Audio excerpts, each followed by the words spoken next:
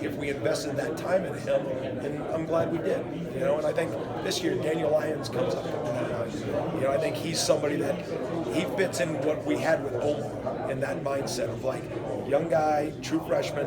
We redshirt him, but he will be in the rotation this spring. Did you guys, when you evaluate a player in the portal, do you look at him as in he's got a chance to be a multi-year guy? Say that. Do you look at a guy in the portal and say this guy has a chance to be a multi-year guy at Florida State? Because you've been fortunate between Fabian, Jamie Robinson, Jared Verstaten, but then there's a bunch of examples where you had someone, Jermaine Johnson and Keir Thomas types. We've had some multi-year guys too. Do you identify that early, or is it a byproduct of success culture? I think we're getting to that point. I mean, the first year of the portal, we were just trying to take enough functional players that we could play good football. If they had multiple years, it was going to be great. Now as we're building the roster and we have a little bit more depth, the number of years does play into it, but it comes position by position. This year, we thought Ventrell was the best one out there for us. Whether he's going to have 1 or 2 years, and we felt Braden Fisk was going to be the best fit for us. Darrell Jackson, this could be his last year of college football. He has another year. We'll see. So we don't try to overreact, because when you're dealing with really good players, like a lot of these guys could be done in 3 years. Some of them, you can't play for the injury. So I mean, yes, we're aware of the years, but I don't think it's always the decision factor. But like maybe going into this summer portal section, there are certain positions that we probably won't take a 1-year guy, but we would take multiple years. So it is part of the equation. What have you seen from Gilbert Edmond through the tour of duty process? And I guess what are you looking for from him spring and projecting out his role in 2023? Yeah, I mean, I don't want to say Gilbert is, we have high expectations for him. He's going to be in that first rotation group, I think. We've seen him do it, even though it wasn't for us. The film is able to equate better for us when we watch that film as opposed to high school. He's mature. One of the greatest things about Gilbert is when we recruited him, he said, we have this system, exo system, that the film goes up right after the game. And Gilbert would get text from his position coach the minute the film came up. It wouldn't be broken down by the GAs or the coaches, and he would watch it because he had it on his mind of what he didn't do well, and he wanted to know what it looked like. And so that told me a lot about him. And so, that part I know is there because of just through the recruitment, and I think fundamentally just his skill set and his size is what we look for. And so, I think he's got a chance to be a high-level defensive end for us.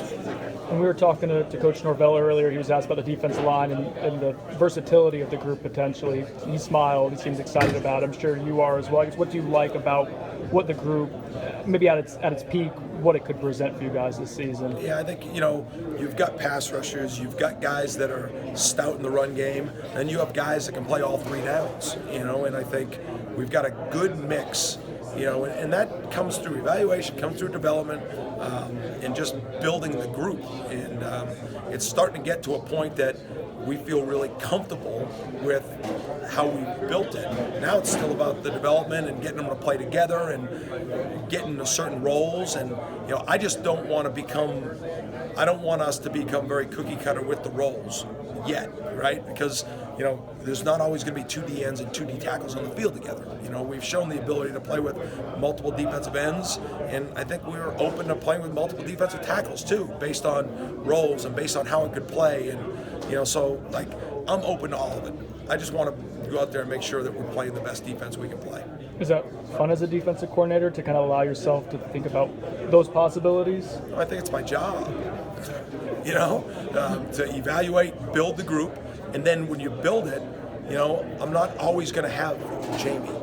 We're not always going to have Jermaine. We're not always going to have Kalen DeLoach or Robert Cooper or, different pieces that we've had. You're going to have different pieces, and I've got to be willing when we have the different pieces to try to maximize what those pieces can and cannot do.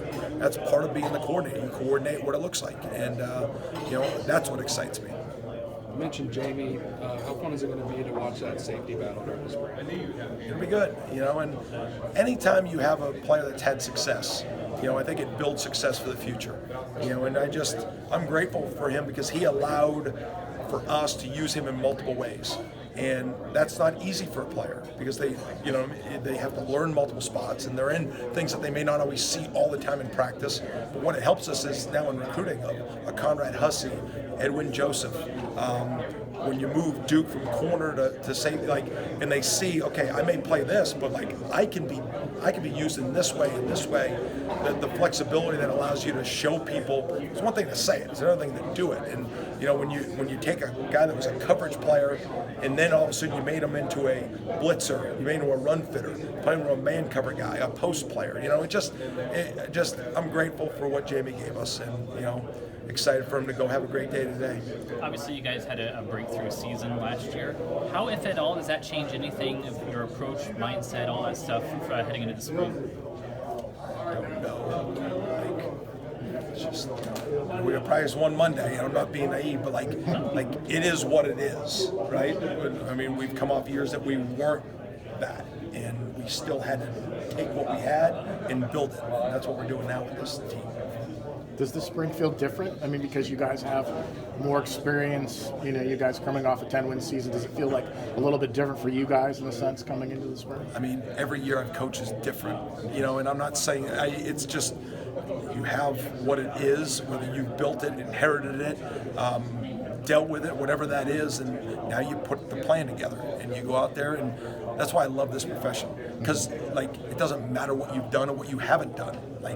Today is today, and this is your 23 team, and you've got to build it with an eye on what's going to happen in September, and then what it's going to look like in November and December.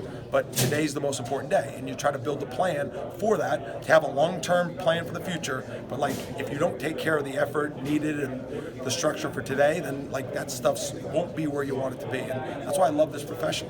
And there's so many things to learn from, and there's so many ways to study the game, and there's so many personalities involved in it that offers its own unique challenges, which is that's why you want to do this.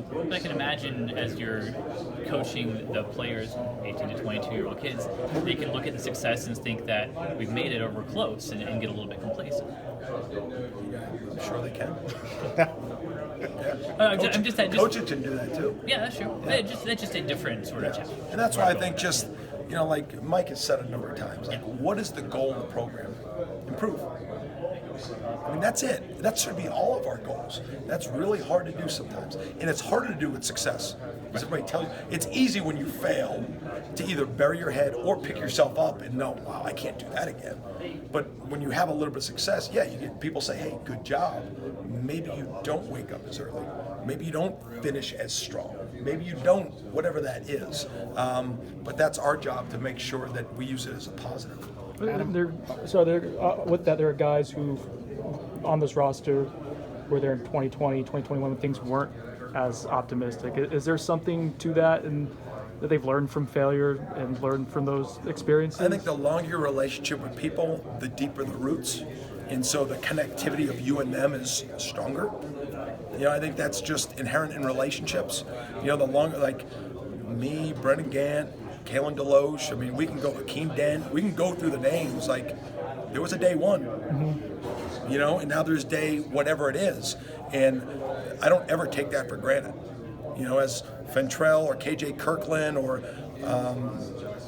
Gilbert Edmonds or we have less of a history, but we're working every day to make it better, but I do think, there's a special bond when you're with people longer. Adam, I know you want players to get better, but as coaches, are you constantly breaking down film for new ideas, things to kind of maybe help the defense along as you go into this year? I mean, are you looking at the NFL and what some NFL defensive guys are doing, or do you kind of stick with what you got is good? I mean, I would hope anybody in any profession, if you stay the same, you'll wither away. And I think Like, this is what a coach's job is. Our job is to help players get to where they want to go, right? You've got to be willing to do the things that you tell them to do. I always tell coaches is, if you're frustrated your players aren't doing the things you want them to do, are you showing them? Like, how do you act? So if a player walks in and I sit down there on day one and say, yep, exact same thing, exact same way, exact same this, through success or failure, like, that is hypocritical of how I need to operate. And so I think it's important that when they come in the morning, they see my truck. Like, and they know that the work's being put in, because it offers trust. It offers respect, it offers value, and if it's improvement-driven process by the players, it sure better be with their coaches, because we set the tone. So yes. There's been a lot made. There's been a lot made about the last couple months. A lot of assistant coaches maybe making the move up to the NFL. Some of that was because of opportunities. Some of that could be because the college game has changed a little bit. Have you seen that? I mean, where guys maybe aren't necessarily as eager to be in the college game because of NIL and transfer portal and all the things that are going on over the last. I mean, there's ebbs and flows in our profession all the time, and there's pluses and minuses to working on Sunday or Saturday, and opportunities will come and go, and everybody's got to make their own decisions. This is a great place to work. What was the conversation, you hinted at earlier, the conversation like with Duke Cooper about moving to safety? Is that just something that happens like at an end of exit interview type of deal, or how do you bring up that? Yeah, I tried, like with somebody like Duke, I recruited him, and we're going on year 4, and just from a relationship standpoint. So there's not many aha moments where it's like I catch people off guard, right? And so, throughout the year, I mean, especially in the secondary, when there's been so much movement with players of moving them around at different spots. Some has been trying to find the best spot for them. Some has been as a plan to build flexibility. But as the year has gone on, there were points at the end of the year that even in practice, put Azare back there. You know what I mean? Put Renardo back there. I mean, that's been part of how we operate. But as we're getting closer to the winter and we need to start training, I felt it was important. It's hard to train guys at both spots all the time. It's easier to make a corner nickel, nickel dime, a corner dime, or a safety dime. Like, you can manage that a little bit better. But for full-time corner and safety, you can do it. I just thought with what we needed at this point within our group, and for him, it was the best move. And so, we talked about it, and it's not something, with position moves, very rarely do I demand it. It's more of, this is why I think it's best for you. This is why I know it's best for us. And you're trying to develop a rapport where there's trust. And so, Duke's somebody I trust, and I believe he's got great trust in us. With that in mind, like, what could he become at safe? Like, what about his skill set? You think this is a good fit for us and for him? Yeah, he's smart. He's reliable. He's really tough. He judges the ball really well. He's a physical tackler with good angles, and he cares about others. And as a safety, like, all those things are important, And so, is he going to be like Jamie? Is he going to be like Shy? Is he going to be like Akeem? Is he going to be like, other safeties that have played here before? I mean, similar. It's just he's going to have a unique skill set that's probably a little bit different than them. But he checks all the boxes of things that we would want in the safety. He's going to be a good enough tackler. He's a good enough man-to-man cover guy. He's got a good enough feel in the post. He's got a good enough sense of the defense and how the pieces fit together. And he cares about others, which you need to do at safety because you operate back there and you're basically the one with the greatest perception of what's going on because of your vantage point, and you got to be the communicator. So I think he'd be really good in that way. And last question, 2 year 3 guys want to ask about Shyheim Brown being one and then Patrick Payton being the other. I guess what did you see from them last season, taking on expanded roles? I guess what's the next step for each of them? Just to get better, and there's specifics for each one of them. There's a lot of plays that Shyheim's going to want back from last year. There are some plays that he made that very few people can really make in the country.